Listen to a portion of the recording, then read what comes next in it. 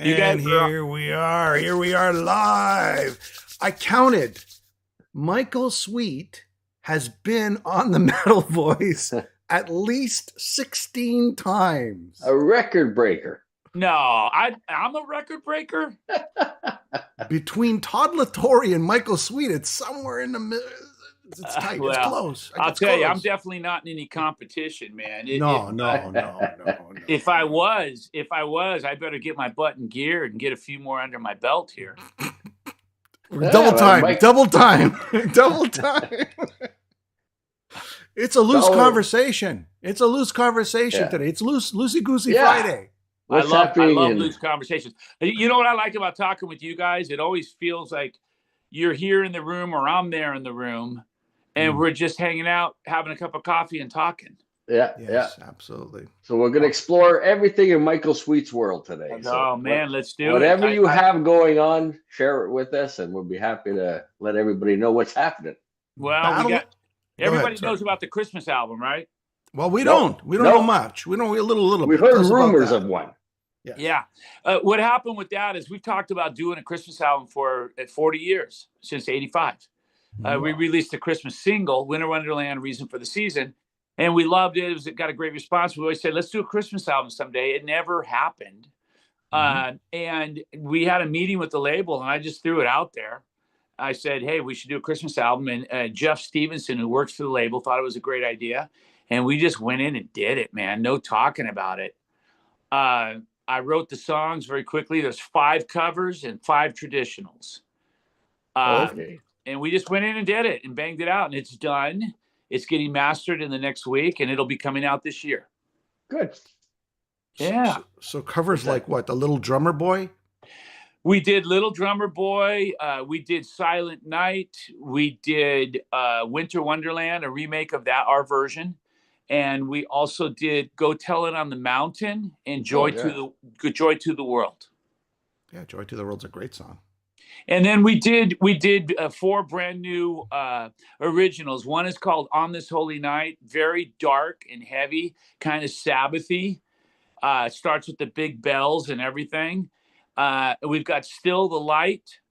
That's a really cool kind of priest vibe a little bit in the guitar chugs. And then we've got a couple songs that are a little more, I don't want to say pop, but a little more pop metal, but not really so much pop. And that's called The Greatest Gift of All, and also Heaven Came on Christmas Day. Oh, cool. Wow, that's cool. That's a nice little... It's always good to have. Everybody's looking for a different kind of metal album at Christmas or in around Christmas. I got Twisted Christmas. Yeah. And then we've got another song on there called Satan Will Suck Your Soul Dry. Perfect Christmas song around. That sounds like Chris Kringle for sure. Satan will suck you dry. Let me ask you this. Since we're on the topic of Satan, right? You've been battling the beast for 42 years, right? What is your, and I get, everybody's got a different vision of or idea of who Satan really is. Yeah. And, I mean, it could be a man, it could be a lady, and it could be a guy with his horns. Who and what is Satan in your book? Well, I mean, I base it on the biblical story, of Lucifer. Basically an angel that rebelled and became prideful and wanted to take over. And God said, no, I'm not having that. Get out of here. Booted him out of heaven. And since that time, has basically manifested himself in many ways. And we still see it. We see it every day. The devil, it comes to seek and destroy, man. And that's what I believe. People laugh at that, and that's fine too. But, I do think that we battle, we face spiritual battles daily in our lives. We just don't know it. Okay. So I guess, is he a little guy on your shoulder saying, No. do that? No. And I don't mean it in a funny way. And I mean it in sort of in a conscious way, right? Yeah, sure. It's part of your conscious saying, go, take that chocolate bar, Alan. Take that chocolate bar. Yeah. the devil will definitely whisper in your ear and it wants you to fail, wants you to make the worst choice possible, and takes joy in that. And that's my opinion. Again, I know people. I don't know if you guys have a chat room or whatnot, but I'm sure people are thinking like, "Who is this loon? What's this guy saying?" But that's what I believe, and I believe the opposite in regard to God. God, the Holy Spirit, is whispering in your ear as well. To do right, to do good, to do what is holy. So it's a battle. That's what I mean by a spiritual battle. Good versus evil. And Michael Sweet believes that, Stryper believes that. That's why we've sung about it for 40 years. It's not a joke to us. I mean, some people say it's a selling point and it's a marketing tool, and it's like, and I always get a kick out of that. And I think, what a silly thing to say, because why in the world, or I'll say for this time during this interview, why in the hell would we use something that would work against us as a marketing tool? Yeah. So wouldn't we choose something that would take us to higher levels and make us more money? You would think so. Yeah. And again, you can't have the light without the dark, right? It's always that just the position of the yin and the yang. So I mean, yeah, in metal, you don't find a lot of light, it's more so dark. And that's typically on what most metal bands or metal songs are based on, a little bit more on the darker side. And that's whatever. I don't personally, I never listened to metal for the lyric. I always used to laugh at the lyrics. I thought they were funny. I mean, my Lord, I don't want to take literally Rob Halford going out and looking for meat, yeah. Yeah. I didn't like the lyrics. I didn't, get into the lyrics. I got into the music and the sound and the talent. And I'm sure that's the case with some Stryper fans as well. They may not like our lyrics or listen to the lyrics. They like the music more so, or not. I don't know. But yeah, there's some interesting lyrics in metal, man. What about? I know you're a big country music fan. What about the lyrics in country music? Would that be the opposite of your feeling for metal? Because storytelling in country music, that's a huge part of country music. Well, I get a kick out of country music lyrics too. It's like, how many times can you use the word truck or beer? Oh my word! I'm more of a fan of classic country. I grew up on Patsy Cline, Hank Williams Sr. My dad used to blast Conway Twitty, Loretta Lynn, Tammy Wynette, George Jones, Freddie Fender. I mean, I grew up on all that stuff, man. And to me, that's a lost art form. New country isn't that. It's a totally different thing now. It's pop rap country. It's like, it's not classic country anymore. Even metal in a way is kind of lost it's that pureness. I don't know if it's the pureness or there's something. There's a lot of great bands today. Don't get me wrong. There's a lot of great music. I don't know if it's because it's been done so many times. The same chords have been played, the same guitar solos. It just seems that, when you watch a classical or a traditional band that's been around for a long time, it seems that they have something the new folks don't, or maybe I'm just old and I don't see it that way. I don't know. Well, I mean, a lot of people out there would like to tell you that. That you're old and you're not changing with the times and shut up and sit down and all that stuff. But, all you have to do to basically prove your argument and make your case is play some live footage of Priest. And then back in the 70s, or early 80s, or whatever, live footage of Priest. Even now they're killing it. But play some live footage of Priest, and then play some live footage of some of these new bands. And you don't have to say anything else. There's your argument. There were better, not entirely, but mostly better musicians, better singers, better crafted songs. There was more thought put into the process, I think, and the talent. And I'm not talking about shredding and see how many notes you can play or sing. I'm just talking about there was something special about those bands, very unique originality that you don't find too often nowadays. Yeah, that's it. I don't know if it's the shredding aspect or the influence of shredding, but man, some of these solos I'm hearing, that doesn't even fit the song. It's just like, how many notes can I get in there? That's not what it's about. It's about the overall feel and how it ties in and the emotion of the solo and how. For me, at least that's what I take away. You've played with, you're a great guitarist, but you played with George Lynch, you played with lots of, and that was, yes, they were able to play that style, but there was always an emotion attached to it. Yeah, you're so right. And I think the reason for that, that reason is the internet. I think what's happened is anything is accessible. You can go online and sit on YouTube and watch people shred and learn how to shred just like that all day long. And you see these 12-year-olds shredding, and that's awesome. I think it's great. When you see a little kid with that much talent who can do that, the technical side, but then where's the soul side? Where's the heart side? You can't teach that. No. You know what? Corey Feldman. Well, Corey Feldman. Yeah. Well, I think what's missing today that you don't see is great singers. Like, there are very few great singers. Yes. You could not, and you could probably speak to this, Michael. You could not get signed to a label if the band didn't have a unique, great frontman / singer. Even David Lee Roth was questioned, right? They wanted to get rid of him when they were signed, right? Yeah, I know. But he proved them wrong. Well, I think mostly you're right by saying that. Totally. It was important back in the day to not only have the songs, but to have your own look, your own vibe, and a good look, to be somewhat, good looking and have some kind of an image, of sorts.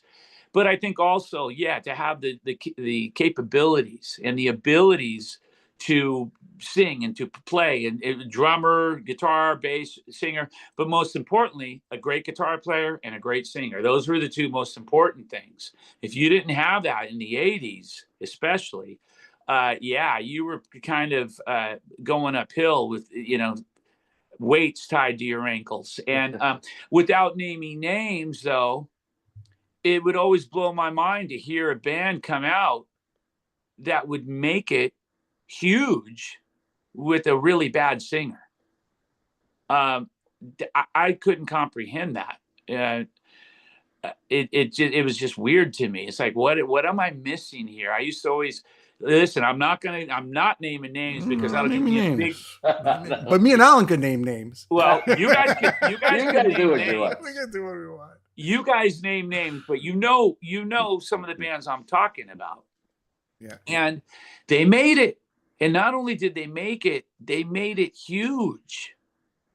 And I'm listening to it on the radio back in 85, 84, 85, 86. And I'm just thinking to myself, what am I missing? And me and my buddies, me and the band, we all used to talk about it like, hey, God bless them. But man, I'm missing something here. It's amazing. And I think going to your first point, people think, oh, it's a gimmick, Stryper. But it's a double-edged sword, because the Christians, not to say that you're not all Christians, I'm just saying many of the high-level Christians, they tried to shut you down. Yeah. Then you had the metal fans who believed you guys weren't true metal fans. They shut you down. Yep. Then you had the promoters, and we still see this to this day, they shut you down. So it's an uphill battle every which way possible. Yeah. And, I think every band has it tough to a degree. Yeah, it's not easy. Sure. The music business is brutal. It will eat you alive. But I do think Stryper had it a little tougher, and we still do. It's nothing's easy for Stryper. It's just not. Getting on a festival, going out on tour, being able to do certain types of interviews, being able to do television or anything, late night TV, what have you. It's always no, no, no, no. Oh, that Christian band? No. We hear that so often. It would blow your mind. If you came and worked, if you walked in our shoes for a few months, you'd say, oh my gosh, wow. Alan, I could read comments here. But it doesn't stop us. It hasn't stopped us. No, it hasn't. No, absolutely not. Absolutely not. In fact, sometimes that's what gives you more fuel, right? It does. And it motivates people even more, or bands like you even more. It really does. It feels, especially me, my personality, I'm a bit of an overachiever, and I was bullied in school. And I remember this one kid in particular, coming up every day and punching me every day. And I'd go home with bruises. And my dad's like, who's doing this? And I'm like, this kid, and I was just a skinny little runt. So my dad bought some boxing gloves and said, hey, why don't you invite that kid over? And I did. And we had my dad worked with me in boxing for a couple of weeks, and we boxed in the front yard. And I basically was bullied no more from that kid after that. So, maybe that's what makes me so resilient, and wanting to kind of prove the naysayers wrong, and not listening to all the no's. That's probably a part of it, there's a lot of people texting here, Michael. And you know what? I'm going to read some texts here. Okay. And you could feel free to answer, comment, no comment. If you don't want to make a comment, it's fine. No. Yeah. We won't judge you. We won't judge you. I'll make comments. You know me. Have I ever been known to not make a comment? No. Jim Harrison. So what's Michael's view on Tobias from Ghost as a singer or the band? Just curious. Listen, I remember when they first came out and all the hype and everybody was talking about them. Like, you got to hear these guys. You got to hear these guys. Got to hear these guys. This was a few years back, obviously. And I went and I listened. And my honest first reaction was, I'm not getting it yet. I don't understand. What's the hype? They're good, but they're not blowing me out of the water. And then as I listen to more stuff, and they've come out with more stuff in recent years, I get it. They're very talented. He's very talented in particular, but it's still not the kind of metal that I am drawn to or love. I respect it. I appreciate it, but it's not something I would want to get in a car and drive 2 hours to see, every other month or something like that. But yeah, I mean, obviously they've made noise and they've proven their point, and it doesn't matter what Michael Sweet says about them because they're doing incredibly well. So they're doing something right, and God bless them for that. I applaud them. Good for you guys, man. Amazing. All right.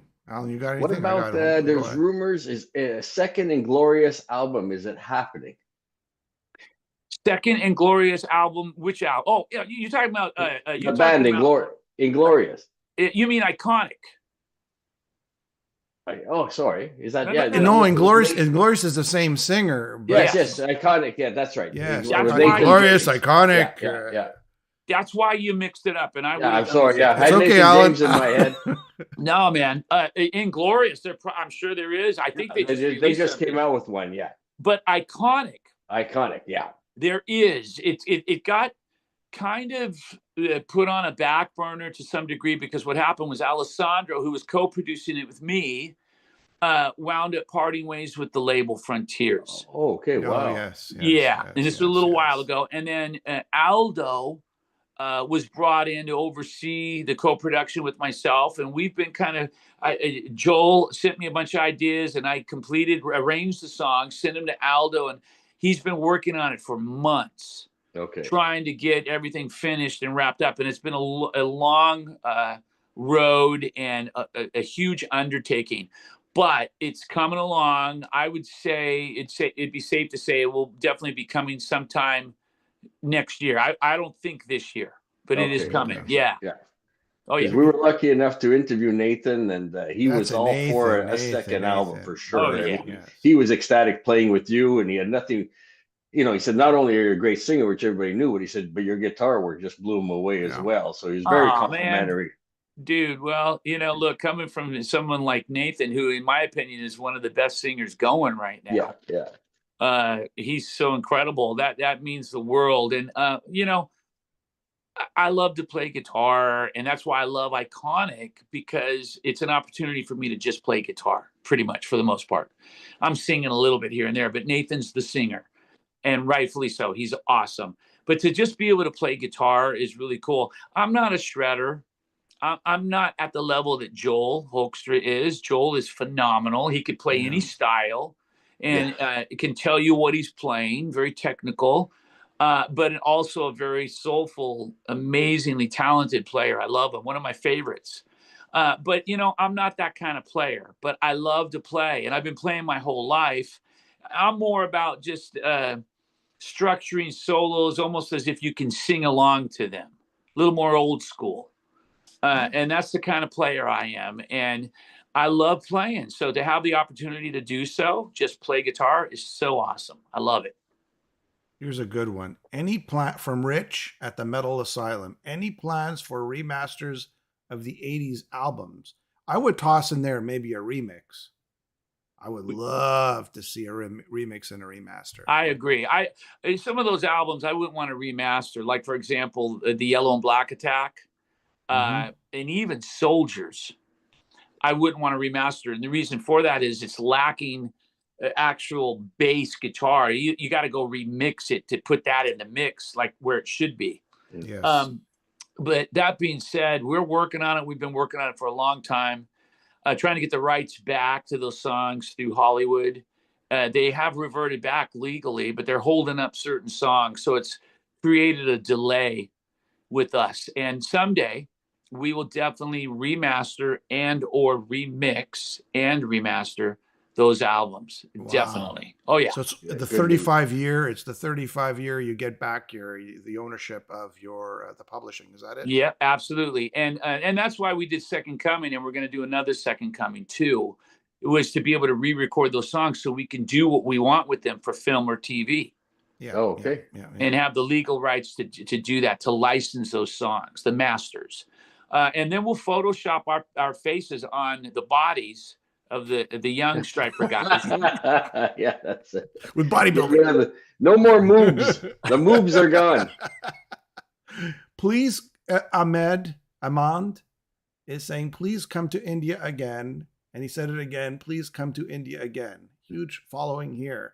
It's rough to get to India, right? It's hard. It's hard to get anywhere outside of the country. I mean, we were just going to Sweden for the first time, Sweden Rock Festival, and since 2013. Yeah. Okay, and we were halfway there, and the plane turned around, and I remember looking at the screen and thinking, wait a minute, what's going on here? And sure enough, they announced 10 minutes later, we turned around. We have to go back to Boston because of some power failure issues with the smoke detection system, supposedly. And we got back to Logan at 11 plus p.m. and we couldn't get on another plane, so we couldn't go. We had to cancel. So it's hard to go to these places for a band like Stryper because it's never a moneymaker and it's never really a break even. It's usually a loss. We're usually in the red, and we can't afford to do that. We just can't afford to go and play and lose money. Can't do it. Wow. So were you guys worried? Like, how many hours were you from going from Boston to, it was a direct, first of all, or was it? It was a direct to Copenhagen, Logan to Copenhagen, and then from there on to Sweden. And we were halfway there. You're talking about you're 4 hours out. You're out 4 hours out, I would think, right? About 4 hours? A good 3+ hours out. And we were over the water. The sun it was dark. We had our meal. We were watching movies, getting ready to go to sleep. And it turned around, and we made it back in 2 hours. He was going over 600 miles an hour. Now, I don't know if that was just a tailwind or if that was because he was trying to get back faster. I have no idea. They couldn't land anywhere, Iceland or anything? Like, did you knock on the pilot's door? What's going on? I know. We went over Halifax. We could have landed in Halifax. Jim Harrison's there, yeah. I mean, apparently I'm only assuming that it wasn't so serious that they had to do that, but it was serious enough to cancel the flight. So I don't know, man. It was weird. It was a little scary, but at the same time, I wasn't scared. I just kept eating my meal and watching my movie, and then we landed in Boston. Have you watched the Yellow Jackets? That sounds like that old joke about the guy that wanted to swim across the lake, so he swam halfway, got tired, and he swam back. Right? It's very similar. You're halfway. You're like, well, you could have gunned it to Sweden. You think you could have gunned it to Sweden if there was just a few hours. I don't know what's going on with these guys. We thought the same thing. We felt like, gosh, why didn't we just continue on? We came this far, but it was a legal issue. They apparently could have and would have gotten in a lot of trouble. You Stryper on board? Turn it around. So bizarre. But we had to cancel, and we're leaving for Spain in a few days, and we're doing 2 festivals over in Spain. Oh, cool. So hopefully the same thing will not happen again. This guy keeps texting the same thing over and over again. Steve Perry from X-Journey, Steve Perry. No, but his name is Steve Perry. Michael, how come you didn't use the original cover for the Yellow and Black Attack? He keeps asking and asking. The original cover. I'm not sure what he's referring to. The original cover for what? No idea. But Steve Perry keeps asking, Michael, how come you didn't use the original cover for the Yellow and Black Attack? I don't know, brother. I know that we had 2 versions of that album. The first one was a 6-song EP. Second one was an 8-song EP. And the covers were a little different. He might be referring to that. I have no idea. But man, yeah, that was an interesting album. That made a lot of noise back in the day when it came out. Yeah, it was great. I remember what show were you on? You're on a show where they're just sort of shocked that you were a Christian metal band and they were giving you shit about that. Oh, what show was that? We were on the Wally George show. I might have been that. Yeah. We always, man, I'm telling you, every interview we did, it was always either with hesitation or they said no outright, or if they said yes and had us on, it was always like this, like they were trying to, expose us expose you. That's the word I would use. Expose you. Yeah. It was just weird. Always with this double meaning in every question, and it's like, what are you trying to do? Why don't you just interview us like a regular rock band? Yeah. Nope. I mean, it's not a gimmick, but it was really a great idea to sort of bring metal and sort of like that Christianity to it. It was a cool idea. It was a great vehicle to reach, those kids back in the day, like me and Alan. When we had our long hair. Man, I tell you, look at it. I think some people know this story. I'll condense it, and some people may not. But basically, we became Christians through Jimmy Swaggart. Yeah. Right? Yes, and Jimmy Swaggart is sick right now, had a heart attack. He's 90 years old. But anyway, we became Christians through Swaggart, watching him on TV, got involved in a church, and then fell away from church, got involved in the Hollywood club scene. Did the Hollywood club scene from the age of late 13 to 14, believe it or not. I looked older than my age back then. And I was playing these clubs at a very early age. And we played those clubs for years. And backyard parties, clubs, you name it. Eventually worked our way up to Gazzari's and the Whiskey and became a house band there with bands like Rat and Great White and all these guys. And we did a lot of partying. We were regular dudes, drinking, smoking, chasing girls, all that stuff. And I guess we kind of got it out of our system, so to speak. And by the time I turned 20, I was kind of done with it, and everyone else was as well, thank God. And we just decided, let's give this band to God, devote our lives, rededicate our lives, and move forward that way. And that's what we did. And that's when we became Stryper. I remember you telling us there was the black metal band that peed on your albums and then tried to light them on fire, but because they peed on them, they couldn't light them on fire. Yeah. Do you remember that story? Which band was that? Oh, geez. Do you remember that, Alan? I don't remember that There was a black metal band. Oh, this is like on show number 3 that we had with Michael back in the day. Yep. They were from like Norway or Finland or something. Yeah. They urinated on their albums. They go, I will show Mr. Michael Sweet and Stryper. And they urinated on them. And they go, oh, now we'll light them on fire. But they couldn't light it on fire. No. and I just have to say, man, that really stopped us, didn't it? Yeah. Luckily, that wasn't the case exactly. Oh boy. So we just got a new video from Stryper from when we were Kings. Came out a couple of weeks ago, I think. What was the thought process of releasing that now? Well, the album did very, very well, and the label was very pleased. And obviously, we were offered. Whenever a label's pleased and they want to do more, they're obviously going to renew their option, right? If they're not, they won't. Yeah. So Frontiers keeps renewing. They want to renew our options and continue working with us. So they're doing well with Stryper, and it's a good thing, a good business relationship, and just a great friendship.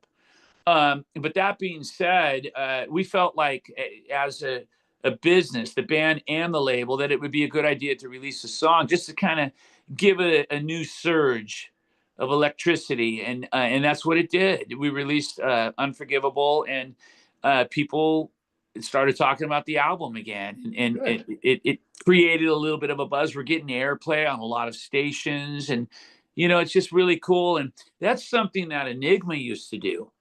Enigma, really? They were so genius. They would keep releasing singles. They would repress the album in a different color, and re-release it, and it would just go on and on and on. And I always thought that's genius, but a lot of labels don't do that nowadays. Yeah. That was really unique back in the day. If they did that, nobody else was. Well, it's got to be done. It's got to be done with the thought process that you've got to move units. So if you're going to keep pressing up vinyl in different colors, you got to sell that vinyl. A lot of bands don't sell physical copies. A lot of bands are based on more so digital copies. Yeah. Okay. Whether it's downloads or streaming or what have you. Stryper is very fortunate in the sense that we sell a very good amount of physical copies. Still. And I can't explain it. I don't know why. Other than it's a great artwork. Maybe it's the artwork, a combination. And we have Kiss always said they have the best fans. I really think Stryper kind of has Kiss beat. The Stryper fans are so supportive, and they are always there buying everything we release, and it keeps us afloat and keeps us moving forward, and we wouldn't be here without them. It's as simple as that. We have Alexander Pereira. Hi, Alan and Jimmy, from Caracas, Venezuela, to Michael, who is the favorite singer of all time. So it's who is my favorite singer of all time? You, from Alexander Pereira. Okay. In Venezuela. I have multiple favorite singers according to genre, right? So in other words, like Patsy Cline, she's one of my favorite singers. She's a female country artist from the 50s. But if I had to wrap it into one singer who made my head do this every time I heard him, spin around like that, right? And whether it's on the radio or live or what have you, video, one guy. And I'm going to go with, you guys might not like this because he's not technically metal, but I'm going to go with Steve Perry in the 70s. Oh, Steve Perry. Of course, I love Steve Perry. In the 70s. Not in the 2025s. The 80s were great. Some of their biggest hits happened in the 80s, but in the 70s, there was just something about him. He did more runs and kind of did more with his voice. Technique-wise, and man, wow, holy moly, untouchable. He's sort of like the technical gifted. He's technical and he's gifted. He had it all. He had the tone, the range, the technique, exactly. He had it all.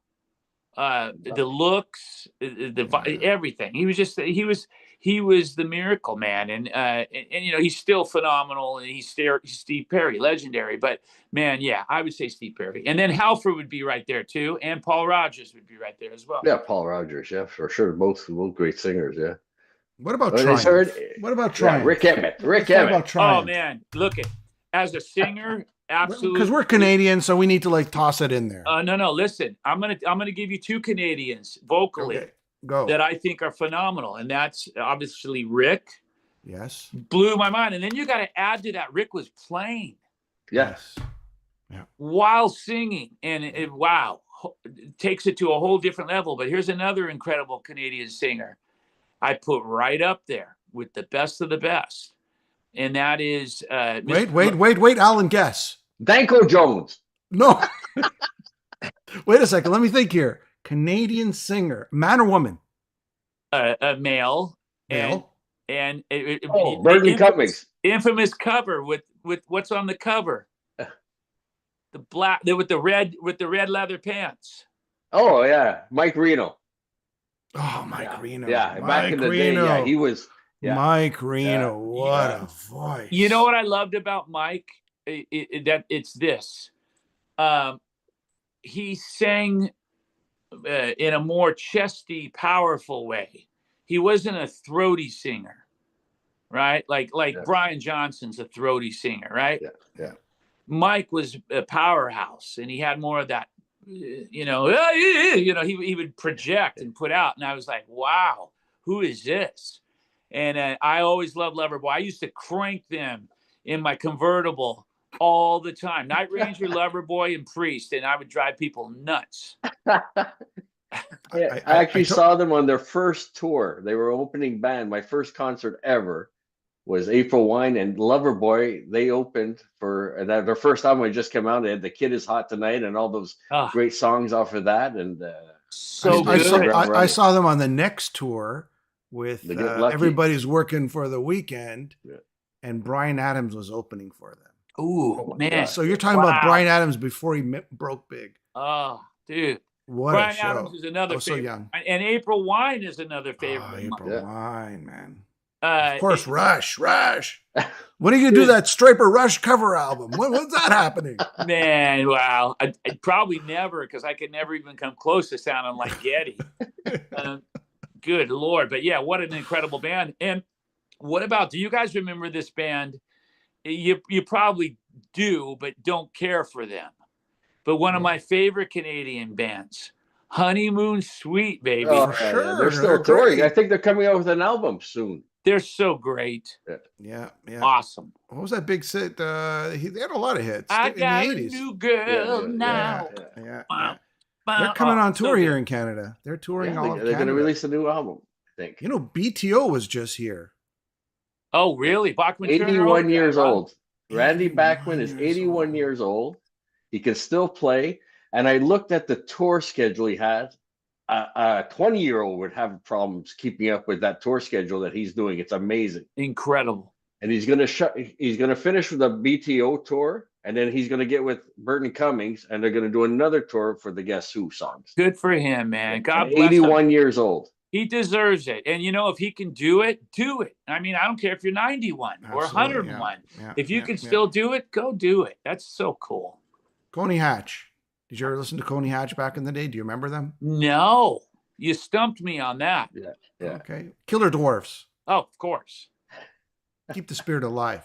Dude, listen, I probably like it put on my favorite list, certainly as many Canadian bands as American or English bands, maybe more. I mean, there's a lot of Canadian music that I love, man. Oh, geez. Triumph's one of my all-time favorite bands. Triumph. What about the hip? I find they get stuck at the border, the hip, the tragically hip. They do arenas. Well, not anymore, but they used to do arenas. Yet when they went over to the U.S. side, it was just the whiskey, or clubs, like larger clubs. Now, I'm not sure if you knew about Tragically Hip or not, but they're huge. I mean, I know somewhat about them, but not enough to really, name songs and. Yeah, absolutely. Yeah. You know what I mean? Yeah. But yeah, of course. I mean, I mean, you've played with so many people, right? Is there anybody out there that you're still on your wish list that I got to get together with this guy? We got to do something. Well, Or is it lady, maybe? My wish list, my ultimate wish list was to do something with Edward Van Halen. Oh, that'd been great. And you know that's not doable anymore. But I would say that's probably one of my favorite bands of all time. You know, and they had a big influence on me, a turning point in my life. And then obviously Halford, Priest. But you know, I don't know if that's doable either. But you know, I admire them immensely, and Mr. Sweet wouldn't be sitting here without Van Halen or Judas Priest at all. Have you ever met Rob Halford? And hey, yeah. Rob, yeah. Rob Halford came, man. We were, you know, without messing up any details, we were playing in Canada. Oh. Back in '91. We have this on video. Okay. It might be a part of our documentary. We'll see. Oh, yeah. But basically, we were performing, and I remember looking out in the crowd and seeing someone out in the crowd that looked like Rob Halford. And he had a glass in his hand. And I remember at some point during the set stopping and saying, "Rob Halford?" and him saying yes. And I was talking to him from the stage, and they were playing in town the following night or 2 nights later, the big arena. And I said, "Dude," paraphrasing, "dude," because we used to sound check with Breaking the Law. I said, "Dude, will you come up and jam with us?" He came up. Jeez. Wow. And we did Breaking the Law with Rob Halford singing. And it was insane. That's what I love about that guy. Crowd. That's what I love about Rob Halford. He was in the crowd watching Stryper. He came to see Stryper, and that to me was a huge, a big deal, because I know when I'm touring, I don't typically like to go see other bands because I don't want to, you know, do anything to my voice or over talk or, you know, become exhausted so I can't perform the next night. So I'll stay back at the hotel. But the fact that he came to see us made me think, wow, okay, that's very cool. Then he came up and played with us. That was a highlight of my life. You should reach out to him because he just did a Doro. Doro had him on to do a Total Eclipse of the Heart together. So, hey, if you never ask, you never know, right? No, jumped on with, didn't he? Baby metal too. Hey, listen, this is gonna upset some Christian folks out there, and I don't mean any disrespect. But we every night have a thing that we do on the bus. Oh. Okay. When we're sitting around hanging out, drinking ginger ale or Dr. Peppers, yes. We at some point wind up putting on and blasting, and everyone getting up and dancing to it on the bus, going nuts. Grinder by Priest. That's our song, man. That's your go-to. But then when you really listen to the lyrics and start singing along, you're like, yeah, I'm not going to sing along. I'm going to change the subject here. On a serious note, you see the world on fire today. There's just wars going on, bombs being dropped left, right, and center. It seems, I don't know if it's just an extension of the media pushing it out. Has it always been like this? Has the world always been, you know, in turmoil? It's just now that the media just sort of always flashing in our face. Where do you think God fits in all of this? Well, I mean, some people believe there is no God and he doesn't sit anywhere in it, because if he did, why doesn't he do something about it? And that's not how God works. That's not how God says he's going to work, biblically speaking. If you read the Bible, it lays it all out for you. Also, prophetically, it lays all this stuff out. All this stuff is supposed to happen. It breaks it down, you know, prophetically. Yeah. So that's very interesting. We're seeing it take place right before our eyes. All these stories, all these things the Bible told us would happen, and yet we deny God. And yes. I don't know if it's our pride, if it's our bitterness, if it's our sinful ways. I don't know what it is, but man typically wants to deny God. We just can't accept the fact that there could be a God. And we're like, no way. F you. I don't believe in anyone that does. F them, That's kind of the attitude with a lot of people. It's this weird thing. I get a little more technical here. So you have, I don't want to get too much on this, but you have the Gospels, which is sort of like the life of Jesus, right? The miracles, his work, and his parables. And then you have the letters from Paul, in the Bible, New Testament. And then you have the book of Revelation, which kind of stands on its own, right? Oh, yeah. It's very mysterious. I mean, it wasn't written by Jesus or any of his people, so they say. I mean, how much, on this side, you have Jesus sort of the hippie in a sense, right? The guy who loves all, right? And he wants everybody to be friends and nobody fight wars and that. But on this side, here's Jesus with wrath. This is Jesus going to friggin' teach the living and the dead a lesson. I mean, how much of that? I mean, you could take a bit of that and say, okay, maybe there's a little bit of truth there, but I mean, how much of the wrath of this guy, does it not contradict each other? Well, we're seeing a little bit of what you're laying out biblically from Revelation now in real life, right? How much can Israel take of people trying to kill them and bomb them and the annihilation of Israel? And then you see Iran with building the capability to launch nuclear weapons, and not just against Israel, but against the world. And what do? You just sit back and you be the hippie Jesus, and as you put it, and you love everyone and say we can't do anything, or you go into Revelation and you say enough is enough. We're going to fight back, and we're not going to allow you to do that. Nobody wants to see that. Nobody wants to experience that. But sometimes that's just reality. It's the only way to do away with evil. People trying to kill other people is evil. You have to call it what it is. It is, and what I mean by that, let me add more to that, because people trying to kill other people, you've got Israel killing other people, but they're defending themselves. Iran is just, they want you dead. They want me dead. They want people dead. And it's amazing. And then the news, I don't watch the news. I try not to watch the news. Yet it's always on somehow. My father-in-law lives with us, so the news is always on, and we turn it on at night and whatnot. And you watch CNN, and they're pitting people against one side, and you watch Fox, and they're pitting people against the other side, and you watch this show, and they're doing the same. And I just think television and the news, for the most part, is adding to the problem. Exasperating with the reality. Without question.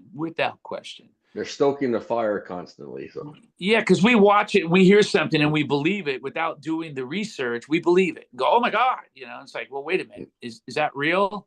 Most of the time, no, it's not. But man, all I can say is, as unfortunate as it is, what we're seeing play out right now, it's prophetic, and I'll leave it at that. I don't want to get too deep here. I don't want to, freak everybody out. But it's good to sort of talk about.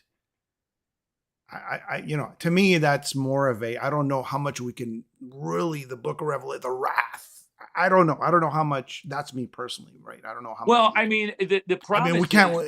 Yeah, go ahead. The promise is if you put your faith in God, if you believe, and it's not about being perfect or being sinless.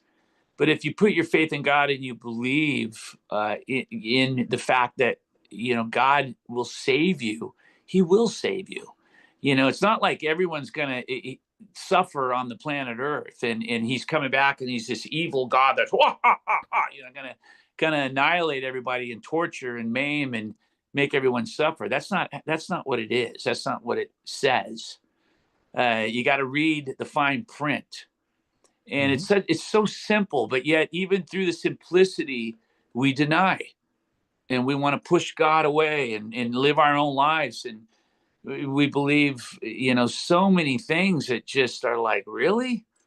Like, how can you not? I go in my backyard and I look at the trees and I look up at the sky and I look at the animals and I look at everything around me and I think, how can there not be a God? How is it possible for all this to exist without having a God who created it all? That's the way I think. But yet there are people that just deny and they get so angry about it. They get angry at people who do believe, and they try to convince them why they shouldn't believe in this anger. And I don't know, man. It's a weird mentality to me. But I don't think we have enough time to get into all that kind of stuff. Well, we're going to get into a couple of verses. Alan was looking into starting in Genesis and moving his way all along to the New Testament. And you brought up the documentary. We spoke about it last time. Where are we with that? Well, documentary. We found out, we raised a lot of money to get it started, and we found out as we went along that it's very expensive to make a documentary. If you want to make it the right way, you don't want to compromise, it's very expensive. We've been interviewing people, flying our director around all over the place, all over the country, the world for that matter, interviewing people, some big names, because we want to make it about the people. We want to make it about the people whose lives have been altered or changed in a positive way because of Stryper, the music and message of Stryper. It's not going to be just a rock doc like the Bon Jovi thing of John Bon Jovi talking for 3 hours, about himself or whatever. And I mean that with all due respect. I mean, it's not going to be like that. Yeah, it's a different style. Okay. It's going to, you will have interview footage of the band, and there will be footage of the band history and this and that, but more so people talking about what the music and the message of the band did for them. Addicted drug addicts, people who were suicidal, people whose lives were changed and they're alive today because of it. That's powerful. That's special. And that's what this documentary is going to be about. So in order to do that the right way, we have to raise a little bit more money, and it's going to be prolonged just a touch more. We thought it would come out this year. It's most likely going to be next year. But man, it's going to be great it's going to be worth the wait once it's done. I like that angle. That's a cool angle. Yeah, it's very cool. I like that. It's different and in a cool way. And when I watch these interviews and I see footage from it, I'm like, wow, it's pretty cool, man. Wow. It's strange enough, but even Triumph, a very positive band, Fight the Good Fight, Magic Power. These are songs, and if you watch the Triumph documentary, I'm not sure if you have it or haven't. I haven't. You should definitely watch it, because I wouldn't say they're a Christian, but there is that sort of hope and fight the good fight when you're sick, and you look to music and you look to a positive message to get you through those hard times. So I always felt like they were Christian, or someone in the band is. Yeah, Rick Emmett probably leans that way, I would think. Yeah, I think so, because I mean, the good book says it's better to give than to receive.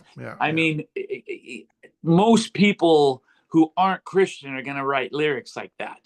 Yeah.